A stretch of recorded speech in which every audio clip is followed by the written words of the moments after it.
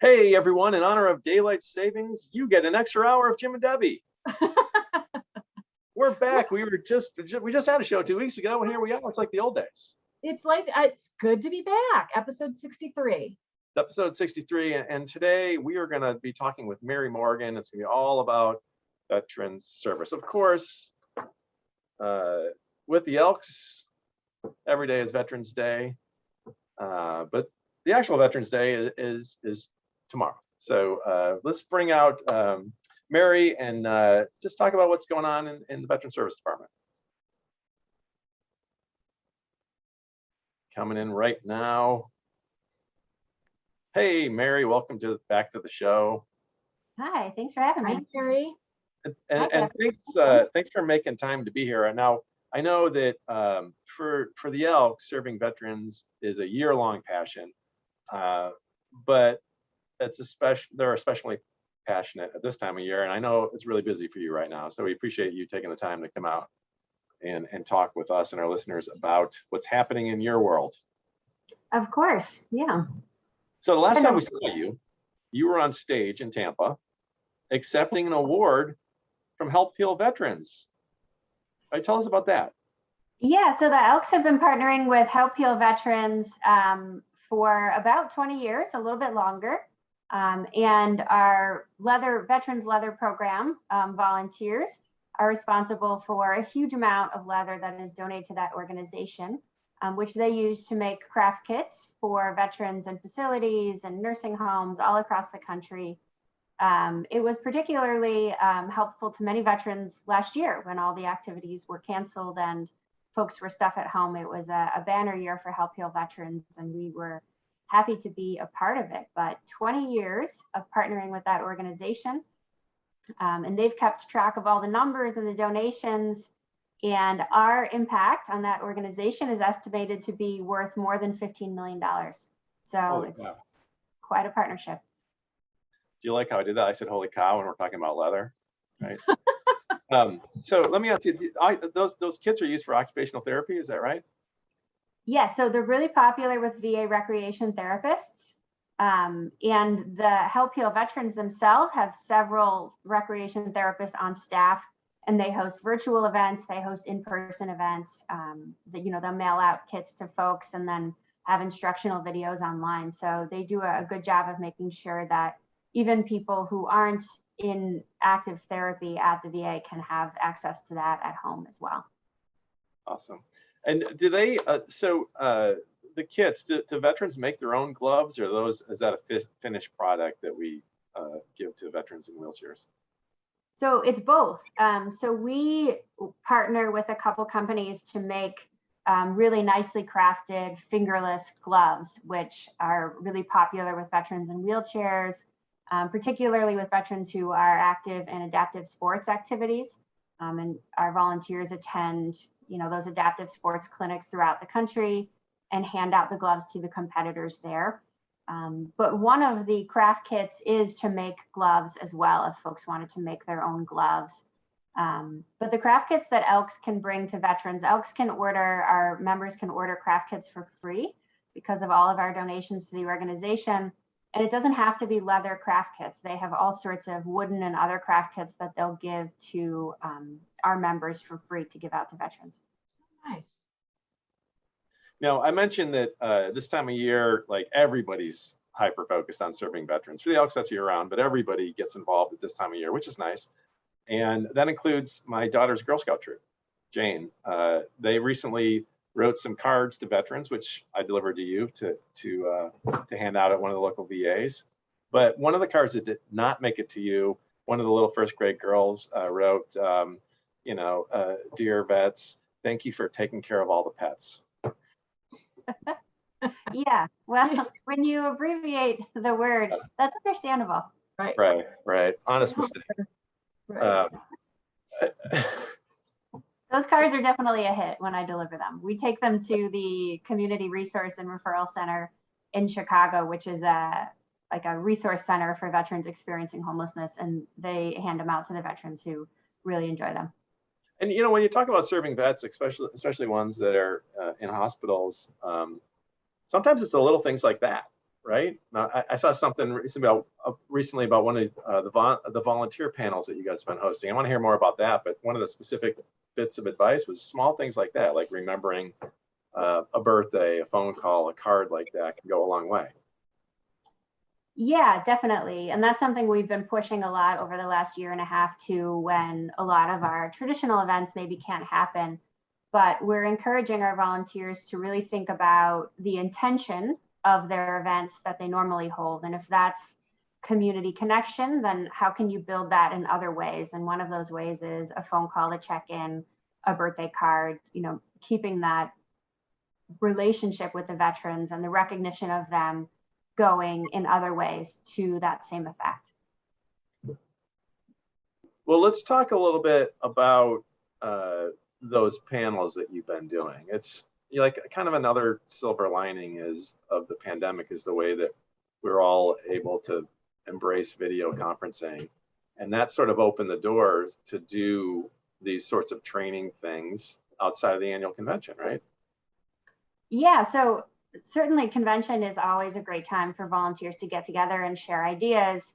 And at our normal state veterans chair training, which we haven't held for the past 2 years, that's one of the big perks to get really dedicated and thoughtful volunteers together to share ideas and work together. So we're trying to recreate those in a virtual space. We're blessed to have a lot of volunteers with a wide range of experience, many of whom have been volunteering for a really long time. And so we wanted to find a way to share that expertise. So we've had 2 volunteer panels. Our most recent one was focused specifically on the voluntary service program. We have volunteers in more than 350 facilities across the country. So we have a wealth of volunteers to choose from for that. So we asked a few folks to come on and share a little bit about their particular skills and what they think that they could offer in terms of advice to newer representatives or folks in new roles. And so we're really happy with it. We're happy to get everything together and then kind of just get out of the way and let our volunteers, many of whom are veterans, talk about the work and how they accomplish what they accomplish. And so we earlier this year we held one for our welcome home volunteers as well, and we're going to continue them. They've been a big hit. That's great. Our viewers may not know that you mentioned the AVS program, that a sizable portion of our grant that we give you guys, about 600,000 roughly, is for stipends for those volunteers who are working in VA medical centers and veterans homes to try to meet the needs of the veterans there, right? Yeah, definitely. That's a huge part of what we do. And those volunteers are very good at marshaling, using our funds as kind of a baseline and then marshaling local support as well. So the states and sometimes the lodges will pitch in money. But our volunteers get at least $125 from us a month. Many of them get, significantly more depending on the size of the facility and the local needs. And every month our volunteers show up and host activities and connect with the veterans of those facilities. It's a program that takes a lot of care and patience by our volunteers, and we're always impressed with them. So I know talking with you last year, like during the shutdown and when our volunteers were shut out of those facilities that they serve, that was a very difficult time for those volunteers. They were all sort of chomping the bit to get back out there and wondering if they could, break protocol and go in and continue to serve the veterans that needed help, right? Yeah, I got calls from volunteers saying, I know the VA secretary says we can't go into facilities, but can you get me in? And I think you're overestimating my influence here vastly. I cannot get you in. You need to stay home.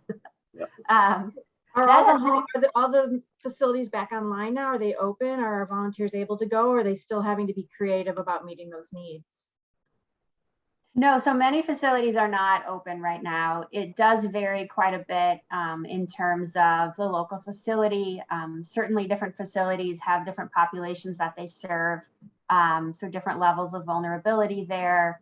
And, COVID, as outbreaks pop up in different parts of the country, facilities do react to that.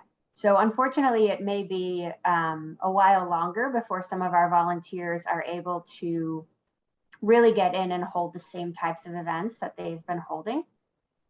But we have been impressed with how resourceful people have been. And that was one of the reasons for the voluntary service panel. We had some representatives who were doing a really good job of adapting and changing their usual events and figuring out new plans. And so we invited them on to come talk about that with other volunteers. It's a great idea. I mean, we've seen that also, of course, with the lodge grants, with the Spotlight and Beacon, the gratitude grants. Just the adaptability has been really tremendous. Yeah. I was going to mention, I mean, despite the challenges, I saw recently that we've provided direct support to nearly 200,000 veterans through the VABS program, right? The first half of the year, right? Just this year. So even though in many places volunteers aren't able to, go in and visit directly with veterans, they're still visiting an average of about 1.5 times a month to their facilities. And a lot of that is, that doesn't include all the preparation that goes into a lot of that. Our volunteers are putting together care kits. They're partnering directly with staff to order supplies and get them to the veterans there. So we've had to really lean on our relationships with VA staff to find ways to adapt those. But our volunteers, they're back in facilities. It doesn't look exactly how it looked before, but they're not, kind of sitting at home waiting around. They're there. You can't really stop them. In a good way. Right.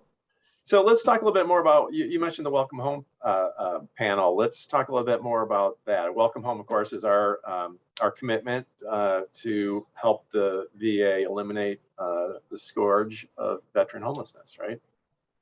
And Correct. We've been at about 6 years now, right? We have, and it's grown every year. I'm sure, as Debbie mentioned, a lot of the grants are focusing on welcome home type projects as well. It's a cause that people have certainly responded to. But similarly to the voluntary service panel, when we had that welcome home panel in mind, we wanted to get those volunteers together to share ideas about local partnerships, about local strategies, about how they'd set up their programs. And it was almost like, once we were there and we got them all in the same room, we just stepped back and they, took the ball and ran with it, because they knew a little bit about each other from previous conventions and from stories we'd posted online. And some folks had been able to go to convention this past summer and they staged their own makeshift, welcome home volunteer get together. And so we use that to as a jumping off point for this panel. And afterwards, everybody was like, let's hold another one. Let's keep this going. But there's a lot of great ideas there. We had some volunteers talk about how when they get a request for a veteran moving in, one of the first things they do is they go on to either like Facebook Marketplace or their Nextdoor app, and they'll say, I have a veteran with 2 kids moving into a new place in the neighborhood. We're in need of a kitchen table and chairs and a children's bed. Does anybody have anything to give away? I can come pick it up tomorrow. And, as soon as they say that it's for a veteran exiting homelessness, they say they're flooded with requests. And then they can just go around and pick up what they need. And then they can spend more of either that grant funding or the Welcome Home Kit funding on other needs for that family. So we heard a lot of good tips like that, checklists, how to call a veteran beforehand and kind of review what they might need for their place. Sometimes going to a thrift store and buying specific types of furniture to fit that apartment to make sure that, everything is stable for that veteran. So once they're housed, they feel like they're really home. I love that so much. And especially like leveraging, those hyper local apps too, where a lot of people might not know about that, right? Like you might not have known about Facebook Marketplace or Nextdoor, but they're so entrenched in the fabric of the community, you know, that the people, I love hearing that just people rally and they're overwhelmed with the requests that they've asked for, and they're able to then use some of the grant money for other things that to support the needs. So I love that.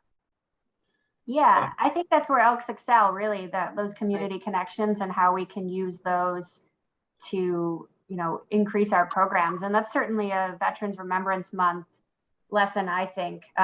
It's a, you know, the Elks are there for veterans all year round, but November is a good year to really pull community members into our work and say, look at this, you can help.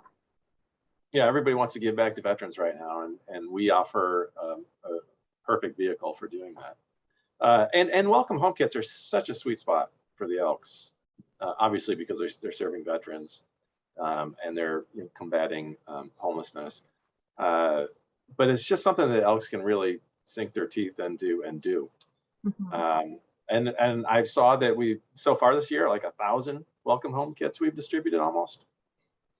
Yeah, that was a real surprise because obviously last year, you know, our numbers were lower than they had been in the past, but we're on track. If the numbers stay the way they are now, we're on track to give out the most welcome home kits in a year that we ever have. And that's just including the welcome home kits that are funded through our welcome home kit program.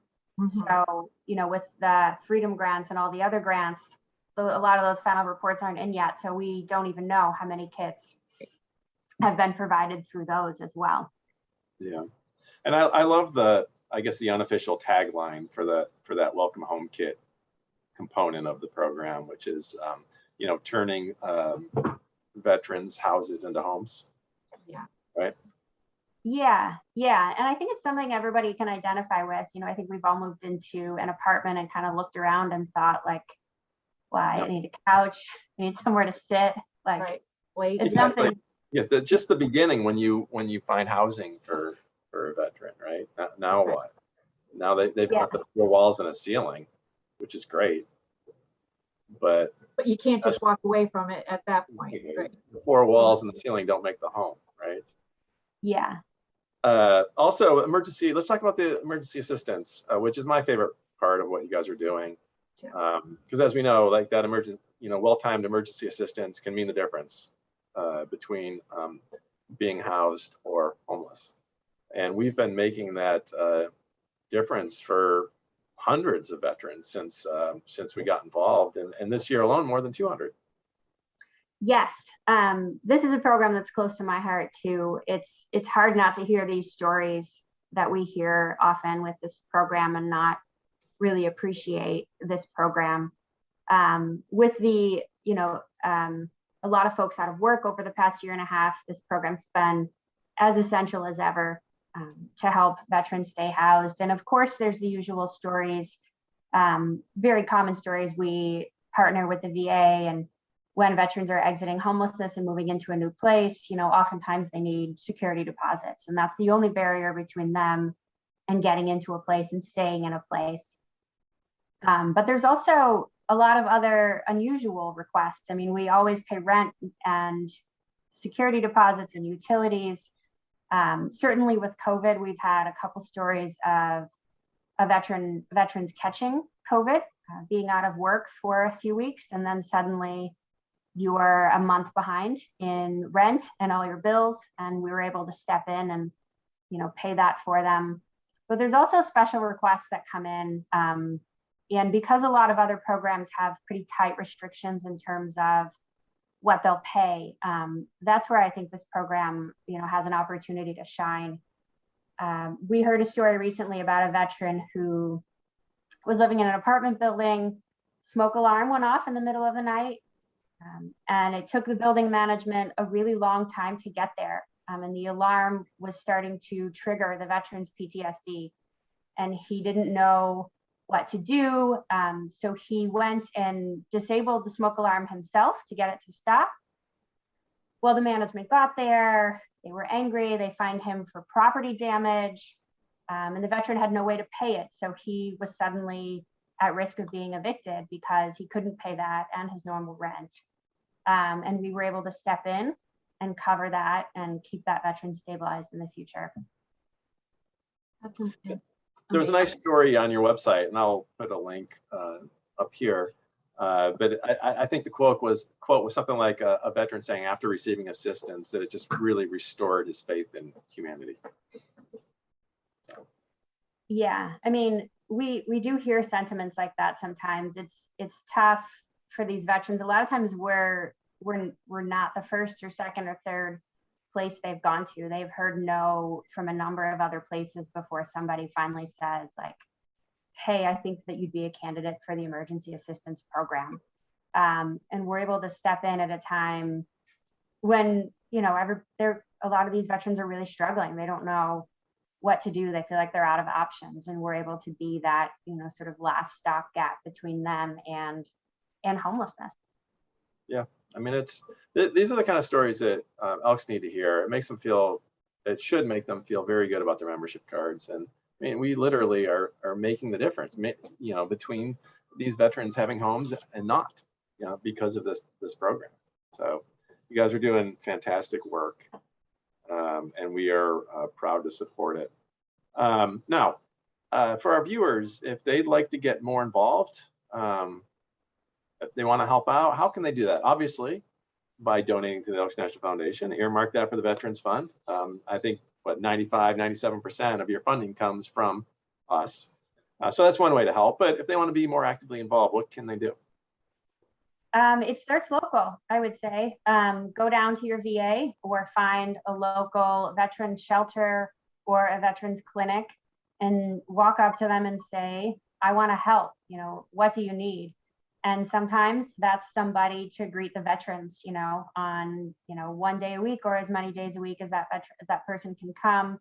You know, sometimes it's, you know, we need help with our food basket program, or we need snacks to keep in the lobby for veterans who show up and haven't eaten all day or eaten in a couple days. You know, we need winter clothes to hand out to veterans who come to our clinic. A lot of times all you have to do is ask, you know, say, I want to help. I'm with the Elks. What can I do? And that is the start. And I'll say, you know, working with the VA staff and the nonprofit staff that we partner with, they do a great job. They're able to match, you know, your time and your budget to what their needs are. They're grateful to have the community step in, definitely. And otherwise, you know, reach out to the veterans in your life and your community. Make sure that you're checking in on them. It can be particularly hard when a lot of normal holiday events, even some normal Veterans Day events this year aren't happening. So you want to make sure that the veterans know that, you know, you didn't forget about them. So, you know, Mayor, we should probably, before we let you go, we should acknowledge that it is the Veteran Service Commission's 75th anniversary. You guys are celebrating your, what is the 75? What is that? Well, it's the official founding of the Veteran Service Commission. So previous well, I mean, to that, what is 75? Like 50 is gold, right? What's 75? oh, it's diamond. Diamond. Your Diamond Jubilee? Diamond. Is that what Yes. it is? Diamond Jubilee? All right, that's pretty cool. You can mail your diamonds to the headquarters office if you want to celebrate. All right, we'll get right on that. All right, Mary, anything else you'd like to touch on or mention before we let you go? No, I think that's enough. You know, there's more stories like this all the time on our website and in our emails.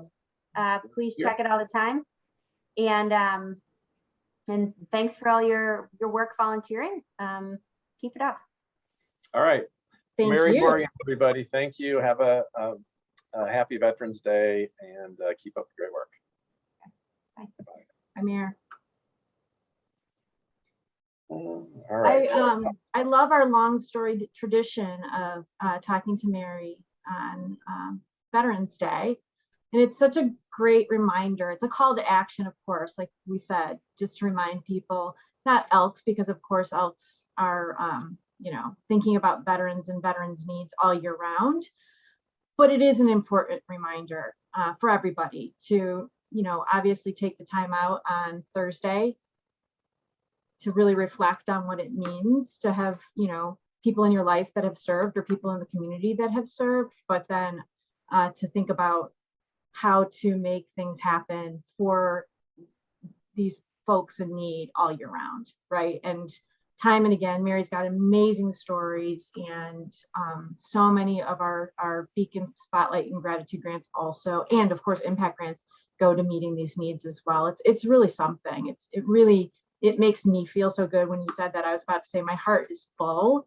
When you talk about someone who has no hope, and that we've restored hope in their life for just a pittance of money, that really makes the most incredible difference for someone. It's really, it's something. Well, veterans deserve our gratitude for sure, and our praise. But when they need it, they also deserve our help.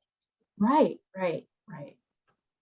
Yes. Well, again, amazing things coming out of the veteran service programs, and you and I think share the love of that emergency assistance fund and what they're able to do with it, and talk about the power of partnership with the VA.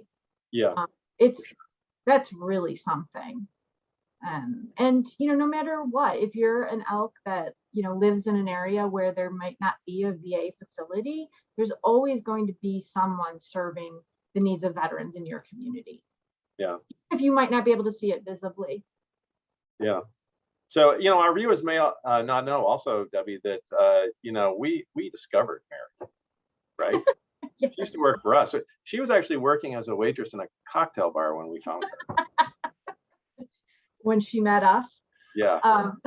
Yes, Mary is good people. Yeah.